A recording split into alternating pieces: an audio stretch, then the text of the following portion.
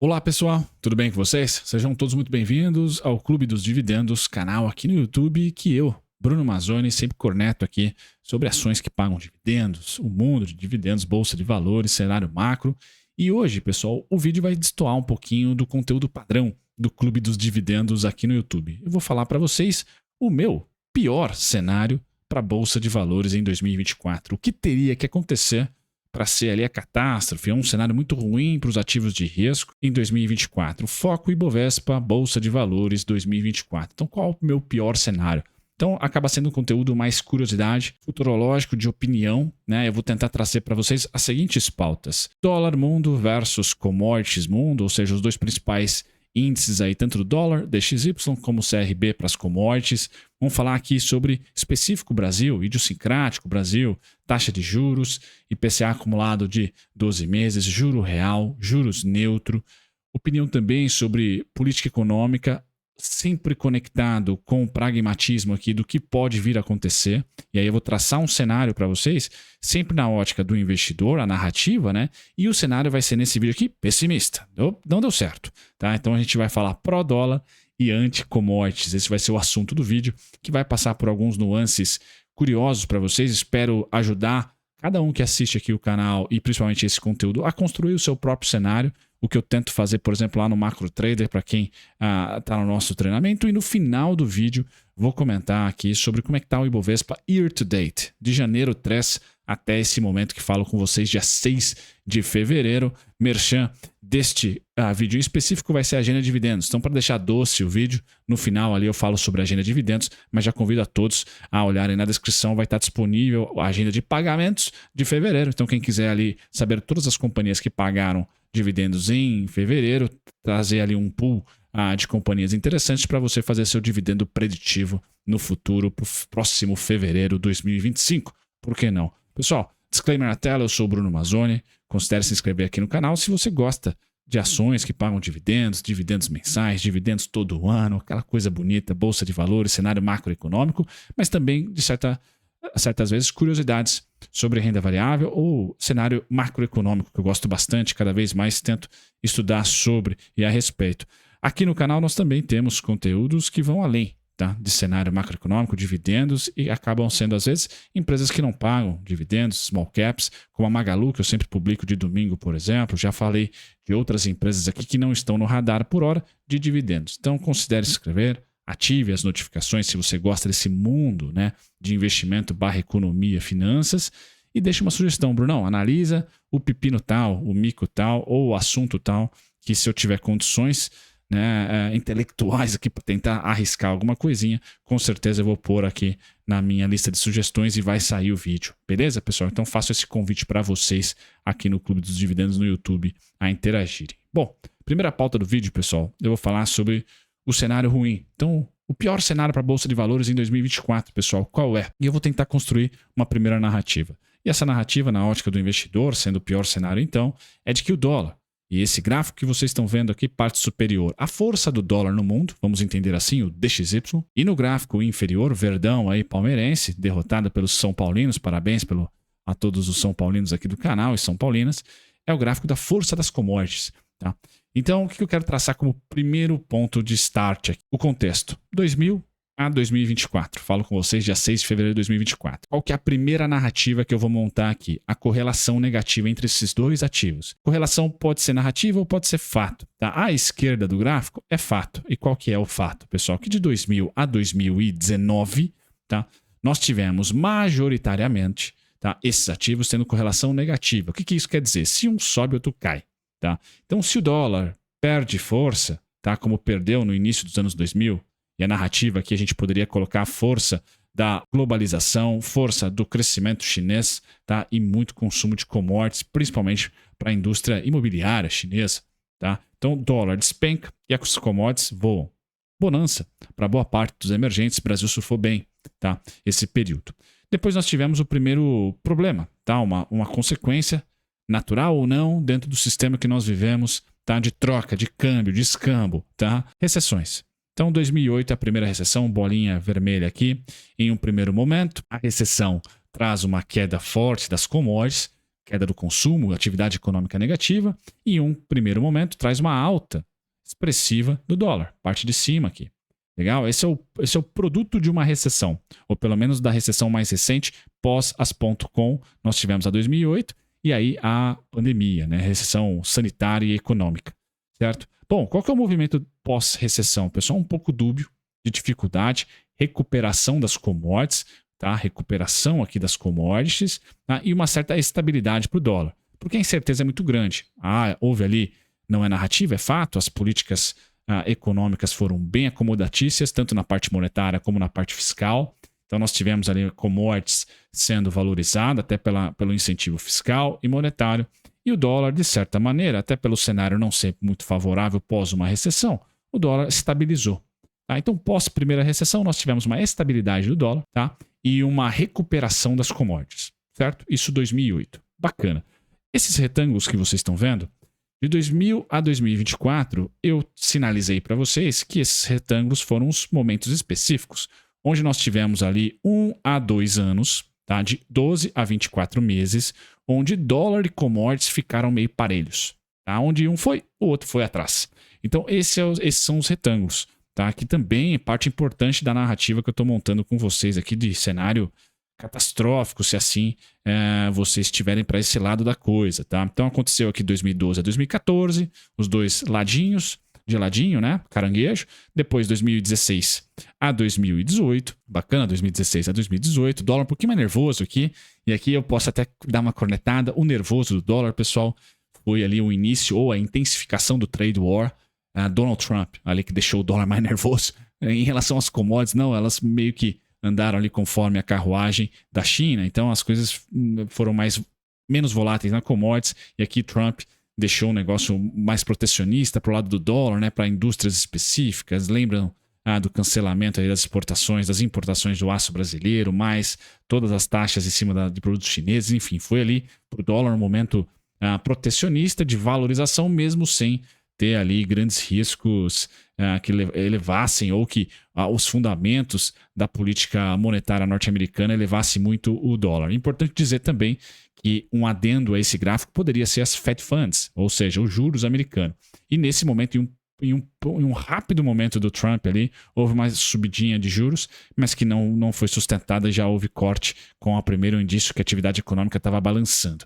Tá? Então, nós tivemos ali poucos momentos de dólar um pouquinho mais volátil, mas em suma, 12 a 24 meses, 2016 a 18, de dólar estável e commodities, depois de uma super queda de 2014 a 2016, estável. Então, o melhor mundo ali para os emergentes se deu de 2016 a 18, se comparado a 2014 e 16, sem dúvida nenhuma. 2014 o dólar me dá uma pancada, tá? E as commodities praticamente caem bastante. Bom, essa é a primeira narrativa, pessoal. Vou colocar para vocês aqui uma imagem fotográfica dizendo, olha, dólar e commodities têm caminhos opostos geralmente, mas dentro de 20 anos de amostragem aí, tá? Nós tivemos 4 anos onde, olha, eles andaram na mesma direção. 4 anos de 20, tá? Então acho que é uma porcentagem ali que a gente pode colocar como mínima, tá certo? Mas que existe.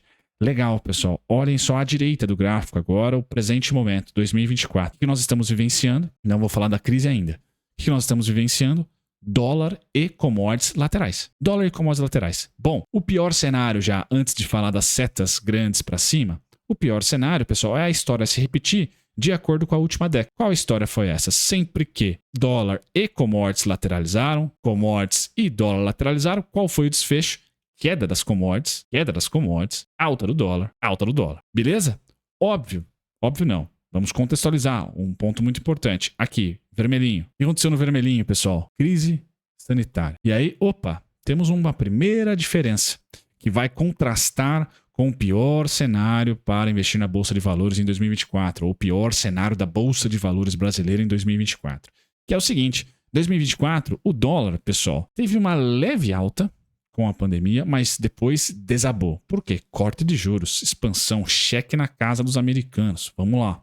Beleza? Política fiscal e monetária muito idêntica ou muito parecida, com 2008. Só turbinada, por quê? Porque dessa vez não foi só no sistema financeiro o rescue, né? O resgate do governo americano. Não, ele enviou cheques para as famílias. Então foi além do sistema financeiro. Em 2008, quem foi ajudado pelo Estado foi Wall Street. Tá? Em 2020, foi a sociedade como um todo, com regras ali de salário, etc., de renda. Tá? Quem precisava no quesito do entendimento do governo também recebeu seu chequinho. Não foi só Wall Street, beleza? Não foi só política monetária e fiscal e também ali os bailouts, né, de bancos e sistema financeiro como um todo. Beleza? Então foi mais abrangente. Então o dólar, risco de recessão subiu, mas logo caiu com a resposta da política monetária e fiscal. As commodities caíram. Todo mundo trancou a produção e a atividade econômica negativa. Pós 2020, pessoal, bom, temos um primeiro pepino, que é dólar subindo fortemente, mesmo com toda a política fiscal expansionista. Mesmo com. O que aconteceu de 2021 para frente, mais para 2022 até, a política monetária começou a ser mudada. Ou seja, o Fed começou a subir juros. Mas isso foi 2021 tarde, tá? 2021 tarde. A narrativa naquela época era que o Powell era lento, tá? Tava atrás da curva, behind the curve, tá? E as commodities, pessoal, meu Deus, voaram, tá? Por quê? Acredito eu, e aqui é um achômetro, tá? Apesar do fato, as causas ainda não são certas, mas creio eu que até meio que elementar, quando você restringe produção e as pessoas continuam comendo, continuam ali de certa maneira fazendo algumas... tendo uma demanda inelástica em relação aos produtos e serviços, os componentes ali que são inelásticos em relação à atividade econômica, eles continuaram a ser consumidos, só que estavam em lockdown, seus produtores. Então, menos oferta, com uma demanda ali estável, apesar de um crash de mercado, de economia, por causa da pandemia, os preços subiram pra caramba. Então, commodities deu para entender super fácil. Agora, o dólar foi difícil de entender. Dívida PIB na casa do chapéu e política monetária tardia. Mas mesmo assim, o dólar, bom, subiu junto. E aí nós caímos no retângulo, que inicia, né, o vídeo, e quase já entrando para a parte da metade, né, 12 minutos já de tagarelação aqui, onde commodities e dólar estão razoavelmente consolidados, andando para a mesma direção, ou não andando, né, seria o mais correto a dizer, tá, pessoal? Nos últimos 10 anos, dólar ganhou, então o dólar foi para cima. De repente, uma reeleição do Donald Trump, segundo mandato, pode trazer mais protecionismo para a economia, dólar vir para cima, tá? E batida forte em China, de repente, commodities não conseguindo engatar um bom momento, tá? Mas eu quero dizer para vocês, estamos na mesma direção desde 2023. 2023, 12 a 24 meses, então, pessoal, nós estamos já nessa faixa dos 12 meses. Então, nos últimos 25 anos, 5 anos... tá? De mesma direção. Os outros 20, direção oposta. Um para cima, dólar, ou commodities, o outro para baixo e vice-versa. Então, esse é o pior cenário, pessoal. Nesse slide aqui, se você acha que o dólar ganha força e não é as commodities, pelo um fraquejo chinês, pela falta de operação e de objetivo, ou melhor, né, de realidade do reshoring, do onshoring, do friendshoring, ou seja, da neo-industrialização, da reindustrialização de alguns países, né, consumindo então commodities. Se você acha que isso vai falhar, tá, e o dólar vai mandar bem, pessoal, nós estamos a 12 meses, por exemplo, de uma decisão, ou a 6 a 12 meses de uma decisão. Aí tem política quente esse ano, né, as eleições nos Estados Unidos. Então aqui está o pior cenário. Não tem bola de cristal? Não. Tá? O que eu especulo e aposto e aporto seguindo esse cenário, pessoal, é que em algum momento um vai para baixo, o outro vai para cima. Tá? Por isso que eu falo do ouro, tá? Por isso que eu tenho commodities no meu portfólio para previdência, no caso aí protagonizado por uma commodity que não é muito gourmet, mas enfim, é celulose, que é a Klabin, tá? E também tento sempre estar de olho ali em dólar, agora especificamente na renda fixa americana. Pré-fixado, o CDI americano está em 5,33 em dólar. Esse é o CDI americano. Fed Funds está entre 5,25 e 5,50. Tem liquidez deles por lá. Então é básico. São 3 produtos, né, financeiros que eu acabei de falar para vocês, cada um em um teco, tá, que corroboram com... Beleza, eu sei esse momento. Tenho ali ativos que vão se beneficiar no cenário 1 e 2, tá? E no frigir das contas, Harry Markowitz ali, eu meio que tento mitigar o meu risco, tá? E surfar algum tipo de retorno nesse cenário onde X vai para cima e Y vai para baixo. Quem vai ser o X? Quem vai ser o Y? Eu não faço a menor ideia, certo, pessoal? Mas creio, e a análise que eu trago para vocês de 25 anos, então, aproximadamente 25 anos, é que na maior parte do tempo, quando um sobe, outro desce, tá? E vice-versa. E nesse momento aqui, então, não podemos, na minha opinião, bancar heroísmo. O que seria heroísmo? 100% em commodities, 100% em dólar. Eu acho que isso é uma loucura, porque a gente está prestes a ter um grande movimento. Que se você acertar, pô, milionário, maravilha, sorte. Competência com sorte. Mas é mais sorte que competência. Agora, ter um portfólio balanceado que se aproveita de ambos, eu acho que é justo. O ouro, Bitcoin estão performando muito bem nos últimos anos, talvez até por esse cenário, né? Mais pessoas estão enxergando esse esquisitismo entre essa correlação tão famosa. E aí, pessoal, indo mais para a parte final do vídeo, tomara que ele não chegue a 20 minutos para vocês não morrerem de tédio aí do outro lado, eu falo um pouquinho da nossa política monetária e aqui um pouquinho do que é ser Tupiniquim, né? O que é ser Macunaíma, o que é ser um país emergente. Tá? Voltando rapidamente aqui a esse gráfico, o que influencia a inflação no mundo? Tá? Nos emergentes, dólar e commodities. Nos países desenvolvidos, que tem a moeda muito forte ali, muito parelha com o dólar, commodities. Tá? Então, quando a gente vem para a inflação brasileira, é que eu trago o pós-plano real, que estabilizou de certa maneira a inflação, apesar de a gente ter volatilidade, a gente tem um certo padrão, né? Quem viveu aí pré-década de 2000, pré-plano real, vai saber, pode deixar nos comentários o que era hiperinflação. Se tem alguém na Argentina, pode aqui também comentar como é que está sendo por lá agora. Tá? Nossa inflação é de certa maneira controlada e tem uma tendência de baixa. Tá? E aqui é um pouquinho do Tupiniquim brasileiro, o Macunaíma, né? Porque a gente é medíocre muitas vezes no combate, né? Porque quando o commodity sobe, tá? O dólar cai. Beleza. Quando o commodity sobe, o dólar cai. Esse é o melhor cenário para nós. Tá? Esse é o melhor cenário para nós. Economicamente, balança comercial é interessante. Lógico que para balança comercial, dólar e commodities para cima, para as exportadoras. Cenário de 2020 a 2023, por exemplo, foi o melhor cenário para todas as exportadoras. Mas para a economia real, e agora o papo é inflação, o que é legal para a gente? Nenhum nem outro, né? É estabilidade. Nem dólar e nem commodities subindo e descendo que nem maluco. Tá? Então, o melhor cenário para a gente, para emergentes, pessoal, e por isso que talvez os emergentes sejam mais medíocres no combate à inflação e no controle do fiscal, por exemplo, tá? É que nos últimos 25 anos, nós tivemos 6 anos de sossego, ou 5 anos de sossego, nós estamos indo para o sexto. Depois foi uma anarquia, né? Ou o exportador ganhava muito dinheiro, ou o exportador reclamava que os termos de troca estavam muito ruins. Tá? Então, economia baseada em exportação tem esse pepino aqui. Acho que esse é o gráfico. E boa parte dos emergentes são baseados em exportação, porque o mercado doméstico ainda não é desenvolvido o suficiente para aguentar toda a produção ou para satisfazer ali os nossos capitalistas aqui. Tá? E tudo bem, a história do mundo é mais ou menos dessa maneira. Mas eu quero colocar e deixar para vocês essa mensagem final, né? E já indo para a parte das ações, comentar um pouquinho sobre a rentabilidade do Ibovespa em 2023, é que nós, pós-plano real, de certa maneira, sempre tivemos ali juros real, tá? Que é a diferença entre a linha preta, que é a Selic, e o pintado vermelho, que é a inflação de 12 meses. Tá? Então a diferença, esse gap aqui, né, que eu coloquei para vocês, é o juro real, tá? E que nesse momento está um pouquinho acima da média. E sempre que abriu essa boca de jacaré, tá? Ou a inflação foi buscar, ou seja, commodities ou o dólar subiram muito forte. A gente tem esse indício, tá? Dá para se traçar esse paralelo. Até deixo como dever de casa para vocês fazendo esse paralelo, tá? Ou porque a gente acelerou no fiscal, consumo das famílias, etc., como foi ali 2014. Por isso que eu falei que eu ia linkar para vocês política econômica com o pragmatismo de duas correlações, dólar e commodities, pessoal. É que em 2014, especificamente, as commodities derreteram e o dólar subiu pra caramba, como eu mostrei para vocês no gráfico anterior, tá? Foi esse momento aqui, foi o 2014, tá? 2014 foi esse momento, tá? Nós tivemos commodities para baixo e dólar para cima. 2014, como o PIB é retrovisor, foi o nosso maior PIB da história. Por quê, pessoal? Os dois passaram 2 anos, 2012 a 2014, 2011 a 2014, 2013 ali, estáveis. Tá? Então nós tivemos um super PIB naquele momento, mas a inflação já estava subindo. Tá? A inflação já estava subindo. Por quê? Nós, ao longo desse período, aceleramos um pouco o fiscal. Tá? Talvez até cortamos muito artificialmente, talvez não, cortamos artificialmente, Tombini, né?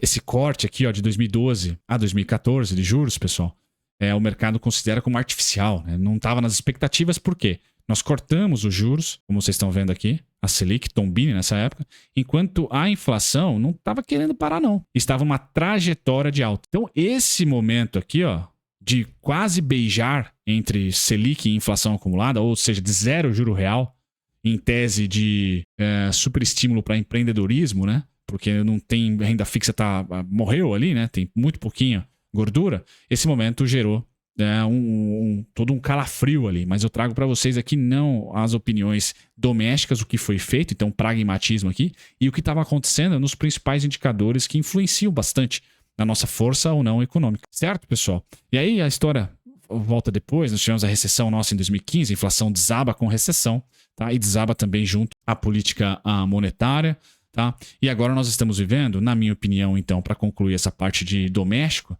pessoal, um juro real muito grande, tá? De 6%, e que ele deve rumar para os seus 4,5%, 4%. Deve rumar, tá? Então eu tenho uma taxa ali, Selic para 8,75, caso a inflação permaneça nesses 4,50, 4,60, tá? Caso a inflação permaneça, e até cenário base meu, que a inflação meio que carangueja esse ano, indo para 4, depois voltando para 5, 4,5, fica nesse 1% de vol ao longo dos 24 próximos meses, mas não sai muito. O El Niño ali talvez tenha prejudicado os alimentos nesse primeiro trimestre, mas já está arrefecendo, teve chuvas, a temperatura baixou um pouquinho, enfim, e o dólar por hora está estável. Então a gente tende a ter, pessoal, bons anos, e estamos tendo bons anos, tá? De economia, por quê? Commodities e dólar estáveis. O que eu quero colocar para vocês é que caso, por exemplo, o dólar vença, tome cuidado com o que governo, pode ser esse ou o próximo, vá fazer com política monetária, porque a sensibilidade vai ser muito maior para com a economia real, talvez,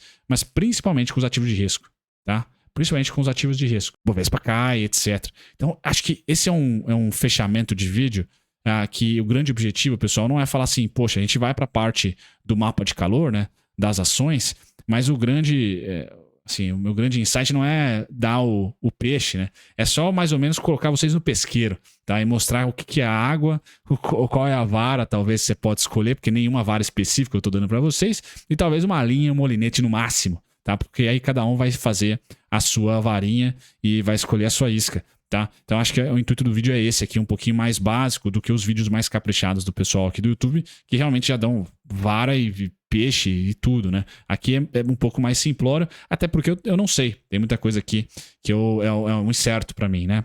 É um ingrediente extra que vocês podem fazer no estudo de inflação, pessoal, o giro real, é o dólar, mas principalmente no estudo de inflação, tá? Aqui eu deixo um convite para vocês.